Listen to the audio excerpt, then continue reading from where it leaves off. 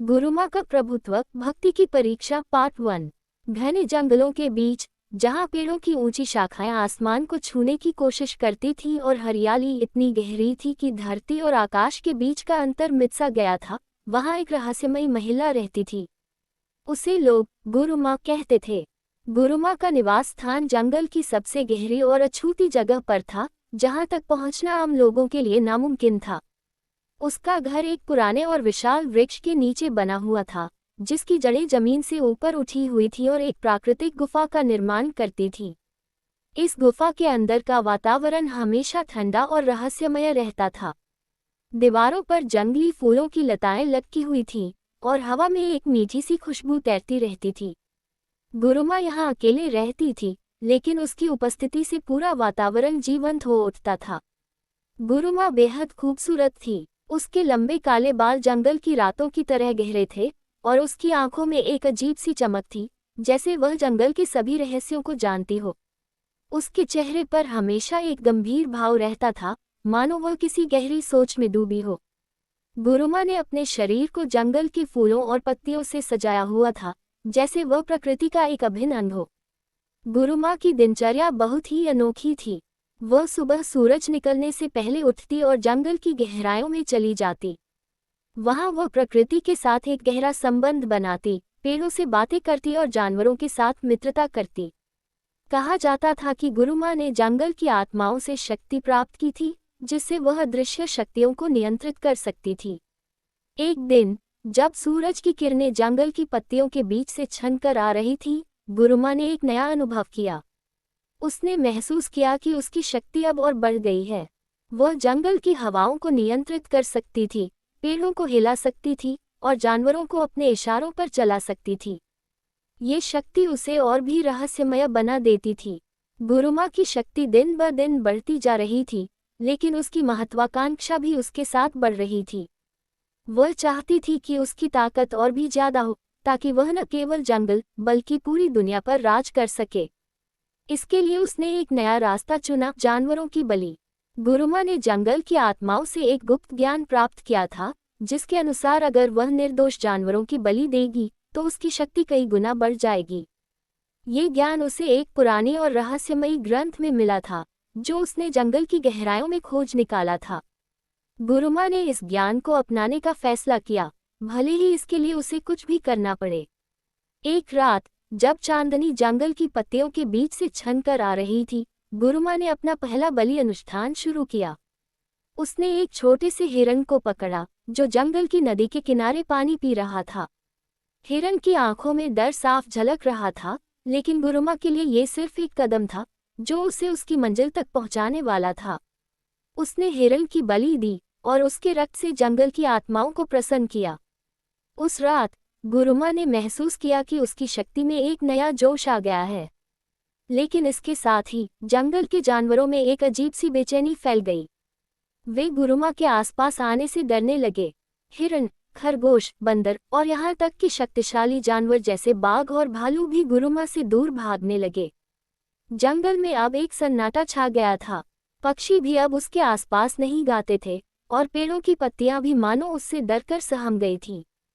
गुरुमा को इससे कोई फर्क नहीं पड़ता था। उसने अपना मन बना लिया था कि वह अपनी शक्ति को और बढ़ाएगी, चाहे इसके लिए उसे कितने भी जानवरों की बलि क्यों न देनी पड़े। उसने अपने अनुष्ठान जारी रखे। हर रात, वह एक नए जानवर की बलि देती, और हर बलि के साथ उसकी शक्ति और भी ज्यादा बढ़ती जाती। जंगल के जानवर अब गुरुमा से इतना डर गए थे कि वे उसके इलाके से दूर भागने लगे।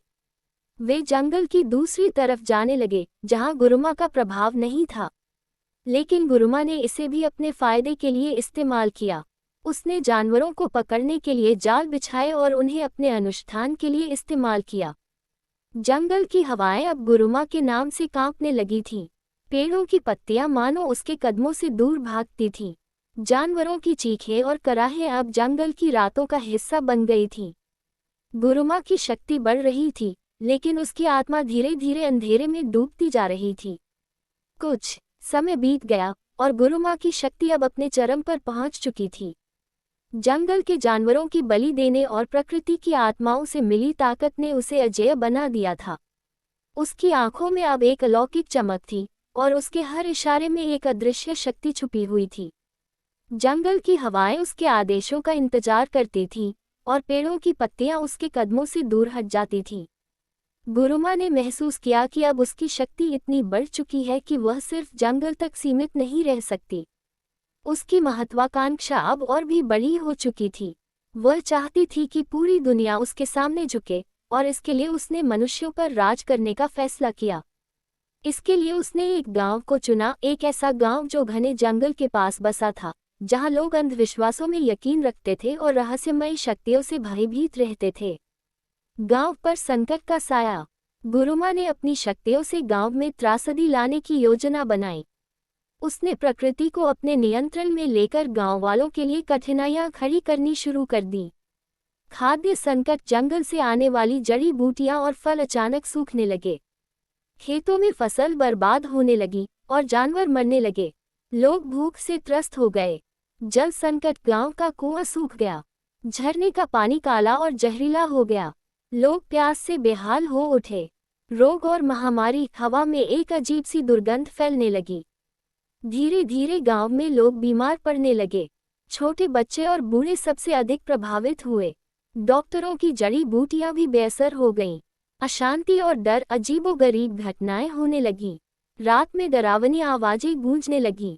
कभी किसी का सामान अपने आप हिल जाता, कभी घरों के दरवाजे अपने आप खुलने बंद होने लगते। लोगों को सपनों में एक काली परछाई दिखने लगी। गांव के लोग इन घटनाओं से भयभीत हो गए। वे समझ नहीं पा रहे थे कि अचानक ये सब क्या होने लगा। हर कोई घबराया हुआ था। गांव के बुजुर्गों ने कहा कि यह किसी अदृश्य शक्ति का प्रकोप है। गुरुमा का आगमन। जब गांव के लोग पूरी तरह से असहाय हो गए, तब एक दिन गुरुमा गांव में प्रकट हुई। उसने काले वस्त्र धारण कर रखे थे, उसकी आंखों में एक रहस्यमयी चमक थी और उसके चारों ओर एक अदृश्य भय का वातावरण था। वह धीरे धीरे गांव की ओर बढ़ी और जैसे ही उसने गांव में कदम रखा, हवाएं तेज हो गईं, पेड़ सरसराने लगे और गांव वालों के दिलों में दहशत बैठ गई। गुरुमा का सिंहासन तैयार करना। गुरुमा को पता था कि एक शक्तिशाली शासक की तरह व्यवहार करने के लिए केवल उसकी उपस्थिति ही पर्याप्त नहीं थी, बल्कि एक भव्य और सम्मानजनक सिंहासन की भी आवश्यकता थी, जो उसकी सत्ता और ताकत का प्रतीक बने। उसे एक ऐसा स्थान चाहिए था जो उसकी महानता को दर्शाए और उसकी शक्ति को दर्शाता हो। गुरुमा ने सोचा कि वह सिर्फ साधारण किसी चीज पर नहीं बैठेगी। उसने अपने सिंहासन के निर्माण के लिए अपनी अदृश्य शक्तियों का सहारा लिया। पहले तो उसने गांव के सबसे बड़े पीपल के पेड़ को चुना। ये पेड़ गांव के लिए पवित्र था और गुरुमा जानती थी कि अगर वह इसे अपने सिंहासन के रूप में स्थापित करती है, तो ये शक्ति और दिव्यता का प्रतीक बनेगा।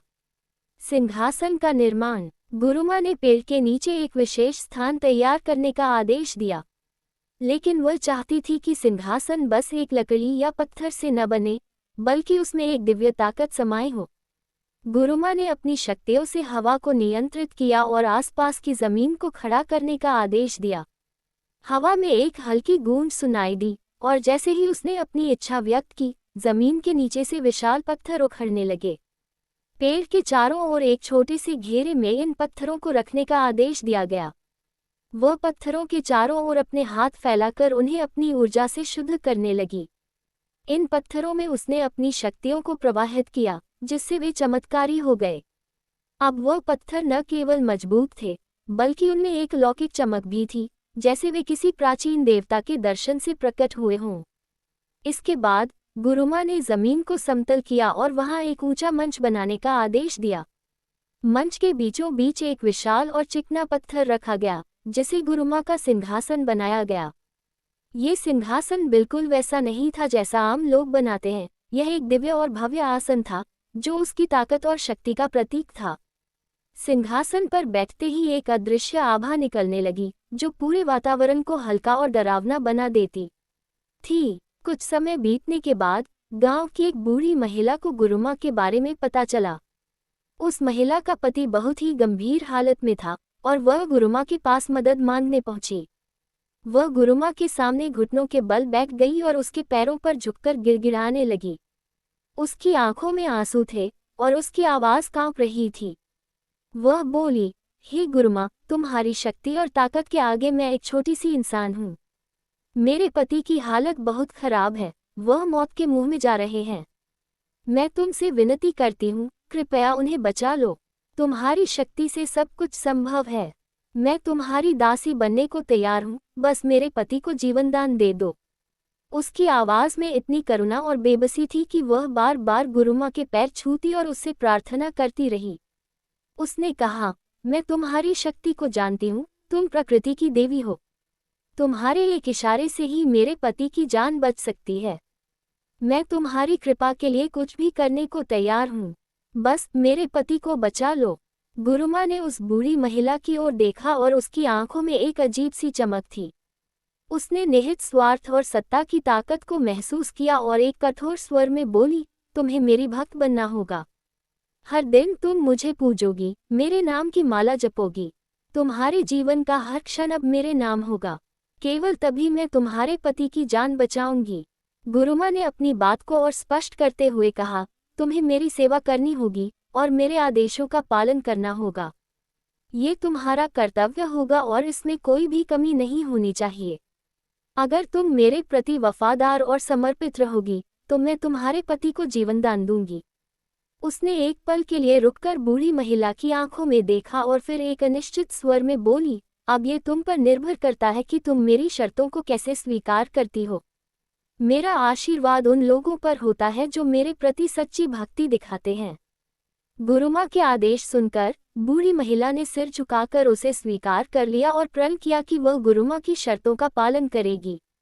उसकी आंखों में आशा की एक किरण चमकने लगी। गुरुमा ने अपनी आंखों में कठोरता और सख्ती लाते हुए कहा, तो फिर दिखाओ अपनी भक्ति। मुझसे विनती करो, मेरे पैरों को धो और उस पानी को पियो। ये दिखाने का समय है कि तुम्हारी श्रद्धा कितनी सच्ची है। अगर तुम सचमुच चाहती हो कि तुम्हारे पति की जान बचे, तो ये साबित करो। बूढ़ी महिला ने सिर झुकाकर गुरुमा की आज्ञा को स्वीकार किया और उसकी भक्ति और समर्पण दिखाने के लिए आगे बढ़ी। बूढ़ी महिला ने सिर झुकाकर गुरुमा की आज्ञा को स्वीकार किया। उसकी आंखों में आंसू छलक आए और वह गुरुमा के पैरों की ओर बढ़ी। जब उसने गुरुमा के चरणों को छुआ, उसकी आंखों से आंसू बहने लगे और उसने जोर जोर से रोना शुरू कर दिया। उसकी विनती और दुख भरी आवाज ने वातावरण को संजीवनी बना दिया। उसने कहा, गुरुमा, कृपा करके मेरी विनती सुनो। मैं अपने पति को खो नहीं सकती। आप ही मेरी आखिरी उम्मीद हैं। गुरुमा की आंखों की कठोरता को देखकर वृद्ध महिला ने अपनी नाक को गुरुमा के चरणों पर रगड़ना शुरू किया। उसकी भक्ति और समर्पण की परीक्षा हो रही थी। उसने अपने आंसुओं से गुरुमा के पैर धोए और उस पानी को अपने होठों से लगा लिया। उसकी आंखों में दर्द और विनम्रता की झलक थी, पर उसने हार नहीं मानी। गुरुमा ने अपनी आंखों की कठोरता को और भी बढ़ाते हुए कहा, अगर तुम्हारी भक्ति सचमुच सच्ची है, तो अब समय है उसे साबित करने का। ये दिखाओ कि तुम्हारी श्रद्धा कितनी गहरी है। वृद्ध महिला ने अपने आंसुओं से भीगे हुए चेहरे को उठाकर गुरुमा की ओर देखा और कहा, गुरुमा, मैं अपनी जान भी दे दूंगी अगर इससे मेरे पति की जान बच सके। उसने फिर से गुरुमा के चरणों में अपना सिर झुकाया और अपनी नाक रगड़ते हुए और भी जोर से रोने लगी। उसकी भक्ति की पराकाष्ठा पर पहुंचने के बाद महिला ने अपनी नाक को गुरुमा के चरणों पर रगड़ते हुए अपनी सारी शक्ति और समर्पण को दर्शाया। उसने अपने आंसुओं से भीगी हुई आवाज में कहा, गुरुमा, मैं अपनी पूरी आत्मा और शरीर से आपकी शरण में हूँ। कृपया मेरी प्रार्थना सुने और मेरे पति को बचाएं। गुरुमा ने धीरे धीरे अपनी कठोरता को कम किया और महिला के समर्पण को देखते हुए कहा, तुम्हारी भक्ति और श्रद्धा ने मुझे प्रभावित किया है। तुम्हारी प्रार्थना सुनी जाएगी और तुम्हारे पति की जान बचाई जाएगी। लेकिन ध्यान रहे, तुम्हें अब से मेरी प्रतिदिन पूजा करनी होगी। महिला ने गुरुमा के चरणों में सिर झुकाते हुए आशीर्वाद लिया और गुरुमा ने अपने दोनों पांव महिला के सिर पर रखकर उसे आशीर्वाद दिया। गुरुमा ने कहा, अब जाओ और अपने पति को मेरे सामने ले आओ। उसे भी तुम्हारी तरह भक्ति और श्रद्धा दिखानी होगी। अब जाओ और मेरी शरण में रहो। महिला ने गुरुमा के चरणों में सिर झुकाकर आशीर्वाद लिया और अपने पति को लेकर आने के लिए निकल पड़ी। उसकी आंखों में भक्ति और विश्वास की चमक थी और वह गुरुमा के आदेशों का पालन करने के लिए पूरी तरह समर्पित थी। बूढ़ी महिला जिसका नाम कमला था, घर लौटी और अपने पति, जिन्हें रामलाल कहा जाता था, के पास गई। रामलाल बिस्तर पर पड़े थे, उनकी हालत बहुत नाजुक थी। कमला ने धीरे से उनके पास बैठकर उनका हाथ थामा और बोली, रामलाल, मैंने तुम्हारे लिए एक उम्मीद ढूंढ ली है। गुरुमा नाम की एक दिव्य शक्ति वाली महिला है, जो हमारे गांव में आए हैं।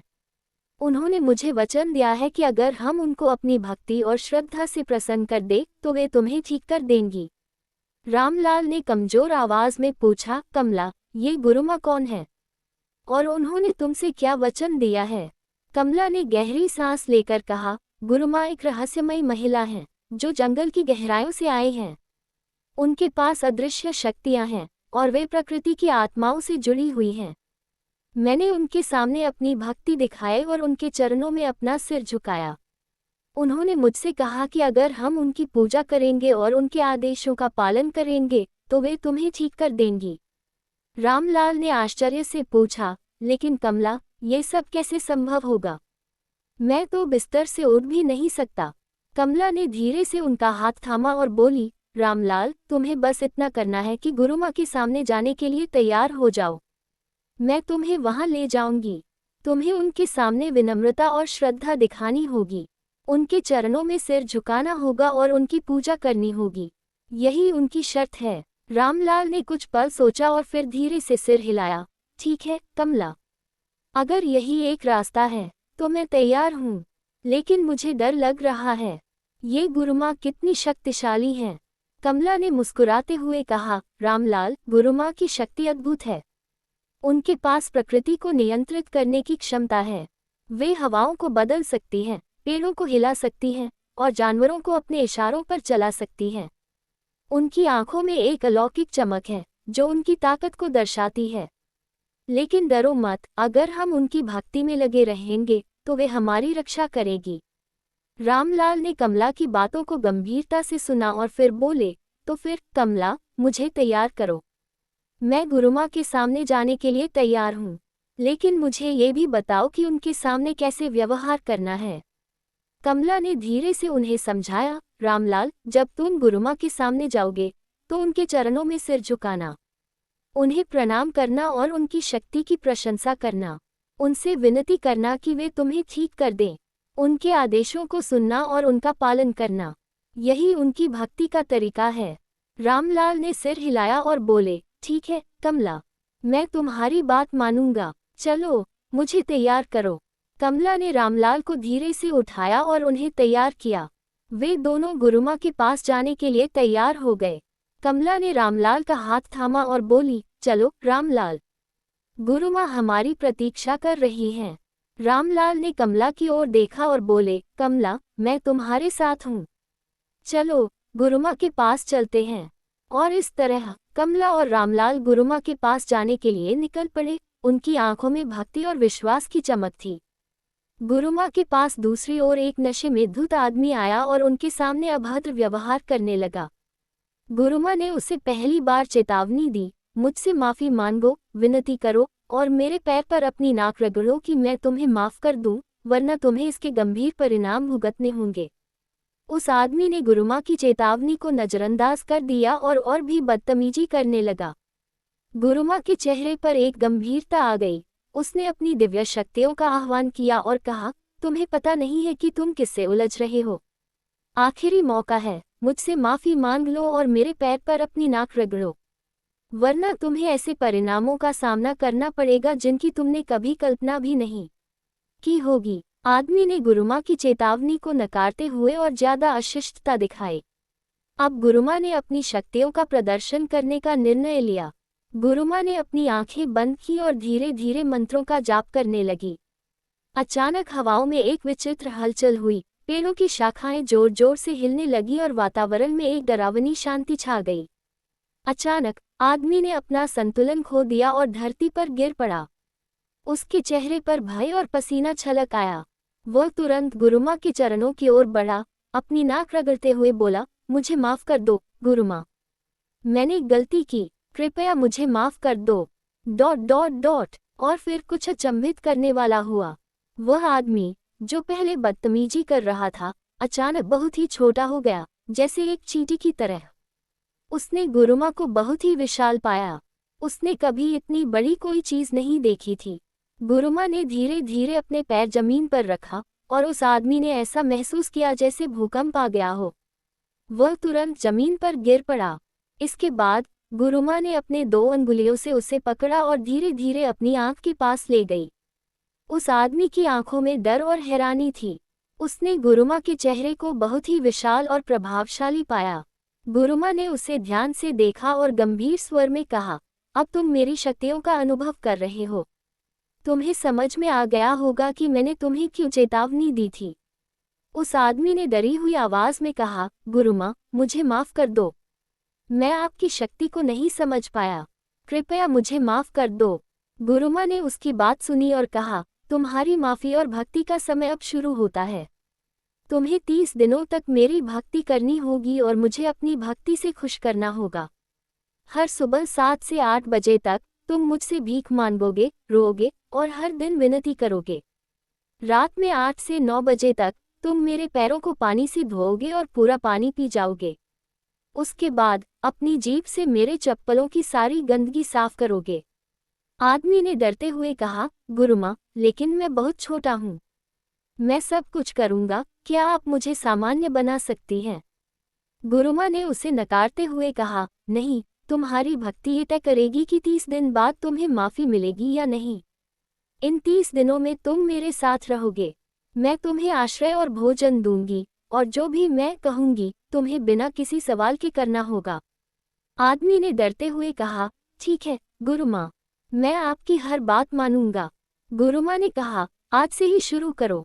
मुझसे माफ़ी मांगो, भीख मांगो, मेरे चरणों में अपनी नाक रगड़ो और पूरी भक्ति से मेरी पूजा करो। इसके बाद गुरुमा ने उस आदमी को अपने पैरों के सामने जमीन पर रख दिया। अब वह आदमी, जो पहले नशे में धुत था और अब बहुत ही छोटा हो गया था, गुरुमा के विशाल पैरों के सामने बिल्कुल बौना महसूस कर रहा था। उसके सामने एक विशाल पर्वत जैसा गुरुमा का पैर था और उसने समझ लिया कि उसे माफ़ी गुरुमा की भक्ति करके ही मिलेगी। वह आदमी डरते हुए और कांपते हुए गुरुमा के पैरों के पास पहुंचा। वह उनके विशाल पैरों के सामने सिर झुकाया और रोते हुए भीख मांगने लगा, गुरुमा, मुझे माफ़ कर दो। मैं आपकी शक्ति को नहीं समझ पाया। कृपया मुझे माफ़ कर दो।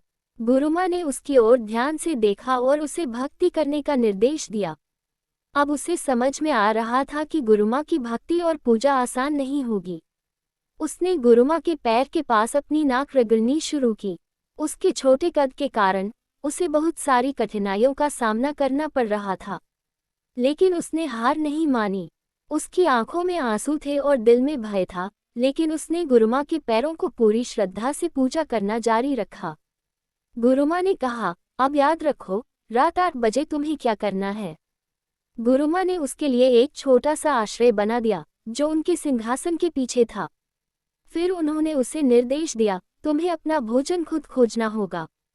मेरी चप्पलों के नीचे जो भी है, वही तुम्हारा भोजन होगा इन 30 दिनों के लिए।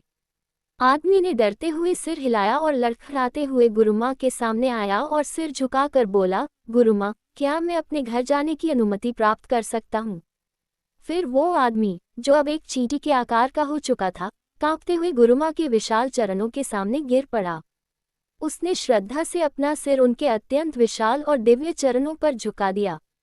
गुरुमा ने एक रहस्यमयी मुस्कान के साथ नीचे देखा और गूंजती आवाज में कहा, जाओ, तुम्हें जाने की अनुमति है। इसके बाद वह आदमी अपने आश्रय में चला गया। कुछ समय बाद कमला और रामलाल गुरुमा के पास आए। रामलाल की तबीयत बहुत खराब थी और वे चलने में असमर्थ थे, इसलिए वे जमीन पर घिसटते हुए गुरुमा के पास पहुंचे। दोनों ने गुरुमा के चरणों में अपना सिर झुकाया और भक्ति में लीन हो गए। कुछ समय बाद गुरुमा ने अपनी आंखें खोली और देखा कि कमला और रामलाल उनके चरणों में पड़े हैं। गुरुमा ने गंभीरता से देखा और रहस्यमयी स्वर में कहा, कमला, तुम में मेरी सच्ची भक्त बनने की क्षमता है। ये सुनकर कमला की आंखों में खुशी की चमक आ गई। वह अत्यंत प्रसन्न हो गई और बिना किसी संकोच के श्रद्धा से गुरुमा के विशाल चरणों में सिर झुका दिया। उसकी भक्ति पूर्ण रूप से प्रकट हो रही थी और वह पूरी तरह समर्पित भाव से गुरुमा के चरणों में झुकी रही। गुरुमा ने एक रहस्यमयी मुस्कान के साथ कमला के झुके हुए सिर को देखा और धीरे धीरे अपना विशाल चरण उसके सिर पर रख दिया। कमला की पूरी देह श्रद्धा से कांप उठी। गुरुमा ने गंभीर स्वर में कहा, मेरी भक्ति में इसी तरह समर्पित रहो। इसके बाद कमला ने विनम्रता से कहा, गुरुमा, मेरे पति रामलाल की तबीयत बहुत खराब है। गुरुमा, आप सब कुछ जानती हैं। हमें आपकी कृपा की आवश्यकता है। हम पूर्ण रूप से आपके आश्रय में हैं। हम आपकी कृपा और आशीर्वाद की उम्मीद में आपके पास आए हैं। कृपया हमारी मदद करें। गुरुमा ने रामलाल की स्थिति को देखा और कहा, तुम्हें मेरे प्रति अपनी भक्ति और श्रद्धा सच्चे मन से दिखानी होगी। रामलाल, अगर तुम सच्चे मन से मेरी पूजा करोगे और मेरे आदेशों का पालन करोगे तो मैं तुम्हारी मदद कर सकती हूँ। रामलाल, जो गुरुमा के पांवों में गिरा हुआ था, ने कांपते हुई आवाज में कहा, गुरुमा, हम पूरी निष्ठा और समर्पण से आपकी भक्ति करेंगे। कृपया हमें बचा लीजिए, हम आपके आश्रय में हैं। गुरुमा ने उनकी भक्ति और विनम्रता को देखकर कुछ पल सोचा और फिर बोली, ठीक है, तुम दोनों अपनी भक्ति से मुझे प्रसन्न करो। अगर तुम्हारी भक्ति सच्ची रही तो मैं तुम्हें ठीक कर दूंगी। कमला और रामलाल ने गुरुमा को धन्यवाद दिया और उनकी चरणों में सिर झुकाए रहे, गुरुमा की कृपा पाने की उम्मीद में। उनका दिल गुरुमा के प्रति गहरी श्रद्धा और आस्था से भरा हुआ था। कमला और रामलाल ने गुरुमा के सामने पूरी श्रद्धा और भक्ति से अपने सिर झुका दिए। दोनों की आंखों में आंसू थे और उनके दिल में सिर्फ एक ही प्रार्थना थी, गुरुमा की कृपा। कमला रोते हुए गुरुमा के पांवों को अपनी हथेलियों से छूने लगी और फिर उसने अपने होंठ गुरुमा के पांवों पर लगाए। उसकी आंखों से लगातार आंसू बह रहे थे, जैसे वह पूरी तरह से गुरुमा के सामने समर्पित हो। रामलाल भी गुरुमा के चरणों में गिरकर उनसे सहायता की गुहार करने लगा।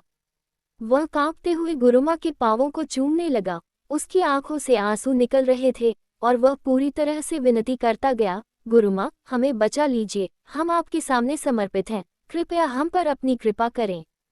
दोनों की प्रार्थनाएं और आंसू गुरुमा के चरणों में समर्पित हो गए थे और गुरुमा की आंखों में एक गहरी संतोष की चमक थी। कमला और रामलाल पूरी तरह गुरुमा के चरणों में नतमस्तक हो गए थे। उनके दिल में एक गहरी व्यथा और आशा थी और वे अपनी पूरी आत्मा से गुरुमा की कृपा की भीख मांग रहे थे। कमला ने अपनी आंखें बंद कर ली थीं और एक के बाद एक आंसू उसके चेहरे से गिरते जा रहे थे। वह धीरे धीरे गुरुमा के पांवों को अपने दोनों हाथों से पकड़कर चूमने लगी। उसकी हथेलियां गुरुमा के पांवों के कड़े और गर्म ऊपरी हिस्से से लगती और कमला उन्हें अपनी नजरों से आशीर्वाद की तरह देख रही थी, जैसे वह किसी दिव्य शक्ति के संपर्क में हो। रामलाल, जो पहले से गुरुमा के चरणों में गिरा हुआ था, अब और भी नीचे झुकने लगा। वह अपनी पूरी ताकत से गुरुमा के चरणों को पकड़ता और अपनी नाक को गुरुमा के पांवों से रगड़ता। उसकी आंखों में डर और आंसू थे, लेकिन साथ ही एक आशा की झलक भी थी, जैसे वह अपने भाग्य को पूरी तरह से गुरुमा के हाथों में सौंप चुका हो। वह चुपचाप कहता गया, गुरुमा, हम आपसे कुछ नहीं चाहते, बस हमारी जिंदगी को आपके आशीर्वाद से संजीवित कर दो। हम आपके सच्चे भक्त बनकर जीने के लिए तैयार हैं। कमला ने रामलाल की ओर देखा और फिर दोनों ने एक साथ गुरुमा के पांवों को और गहरी श्रद्धा से छुआ। कमला ने गुरुमा के पांवों पर अपने माथे को टिका दिया और उसकी आशीर्वाद की उम्मीद में पूरी देह कांप रही थी। रामलाल की स्थिति भी वैसी ही थी। वह न सिर्फ गुरुमा के पांवों को चूमता, बल्कि उनकी हर एक अंगुली को अपने होठों से छूने की कोशिश करता। गुरुमा ने उन्हें देखा और एक चमत्कारी शांतिपूर्ण मुस्कान उनके चेहरे पर उभरी। उसकी आंखों में एक गहरी समझ थी, जैसे वह जानती हो कि इन दोनों की निष्ठा अब पूरी तरह से सिद्ध हो चुकी है। उसकी ओर देखकर गुरुमा ने धीमे से कहा, तुम दोनों की भक्ति ने मुझे संतुष्ट किया है। तुम जो चाहो वह प्राप्त कर सकते हो, लेकिन तुम्हारी श्रद्धा और समर्पण को याद रखो, यही तुम्हारी सबसे बड़ी शक्ति है। रामलाल और कमला ने ये सुनकर एक गहरी सांस ली और गुरुमा के पांवों को एक बार फिर चूमते हुए सिर झुका दिया। उनके मन में एक शांति का एहसास हो रहा था, जैसे उन्हें अब सब कुछ मिल गया हो। गुरुमा ने अपनी आंखों में संतोष और आशीर्वाद की चमक डाली और फिर धीरे धीरे अपनी विशाल चरणों को कमला और रामलाल के सिर पर रख दिया। जैसे ही गुरुमा के पांव उनके सिर पर पड़े, दोनों के शरीर में एक अद्भुत ऊर्जा का संचार हुआ। उन्हें महसूस हुआ जैसे उनके अंदर एक नई शक्ति का आगमन हो रहा हो, जैसे गुरुमाँ का आशीर्वाद उन्हें हर संकट से मुक्ति दिला रहा हो। कमला और रामलाल दोनों की आंखों में आंसू थे, लेकिन अब वे आंसू खुशी और आशीर्वाद के थे। उन्होंने गुरुमाँ के चरणों को अपने सिर पर रखने के बाद उनका शुक्रिया अदा किया। उनके मन में एक गहरी शांति और आस्था का एहसास हो रहा था, जैसे वे अब गुरुमाँ की अनमोल कृपा के साए में सुरक्षित थे। गुरुमाँ ने धीरे से कहा, तुम दोनों के समर्पण को देखकर मुझे संतुष्टि मिली है। मेरी कृपा हमेशा तुम्हारे साथ रहेगी और तुम हमेशा मेरे आशीर्वाद से संरक्षित रहोगे। कमला और रामलाल ने फिर एक साथ गुरुमाँ के चरणों में सिर झुका दिया और पूरी श्रद्धा से धन्यवाद कहा। उन्हें अब यह एहसास हो रहा था कि गुरुमाँ के चरणों में उनका जीवन पूरी तरह से बदल चुका था। गुरुमाँ ने कहा, जब तुम फिर से आओगे तो अपने साथ पानी और एक बर्तन लेकर आना। उस पानी से तुम मेरे पैरों को धोओगे और उसी पानी को पीना और अपने भोजन को पकाने के लिए उपयोग करना। आज से तुम्हें रोजाना केवल वही पानी पीना है जो मेरे पैरों को धोने के बाद प्राप्त होगा, और उसी पानी का उपयोग अपने भोजन को पकाने के लिए करना है। इसके बाद मैं तुम्हें और निर्देश दूंगी। कमला और रामलाल ने गुरुमाँ के आदेश का पालन करने का वादा किया और सिर झुकाकर कहा, गुरुमाँ, हम आपकी हर आज्ञा का पालन करेंगे। कृपया हमें ठीक कर दीजिए। गुरुमाँ ने उन्हें गहरे स्वर में कहा, तुम्हें अपनी भक्ति से मुझे प्रसन्न करना होगा। अगर तुमने सच्चे मन से मेरी पूजा की और मेरे आदेशों का पालन किया, तो मैं तुम्हें ठीक कर दूंगी। अब जाओ और मेरी सेवा और भक्ति में समर्पित हो जाओ। फिर उन्होंने गुरुमाँ के चरणों में सिर झुकाया। उस पल की शांति और भक्ति उनके दिल को गहराई से छू गई। गुरुमाँ की करुणामयी दृष्टि और आशीर्वाद से उनके मन में एक नई ऊर्जा और विश्वास जाग गया। गुरुमाँ के चरण स्पर्श के बाद वे धीरे धीरे अपने घर की ओर बढ़े। रास्ते पर चलते हुए उनके मन में गुरुमाँ के उपदेश और आशीर्वाद की गूंज लगातार सुनाई देती रही। हल्की ठंडी हवा उनके चेहरे को छूते हुए उनके जीवन में नई आशा का संदेश लाई। घर की ओर बढ़ते हुए उन्होंने महसूस किया कि गुरुमाँ के आशीर्वाद ने उनके जीवन में एक नई दिशा और उद्देश्य दिया है। अब उनके कदमों में एक नई ऊर्जा थी और उनके दिल में एक नई उम्मीद। इस प्रकार वे गुरुमाँ के आशीर्वाद के साथ अपने जीवन के अगले अध्याय की ओर आगे बढ़ चले।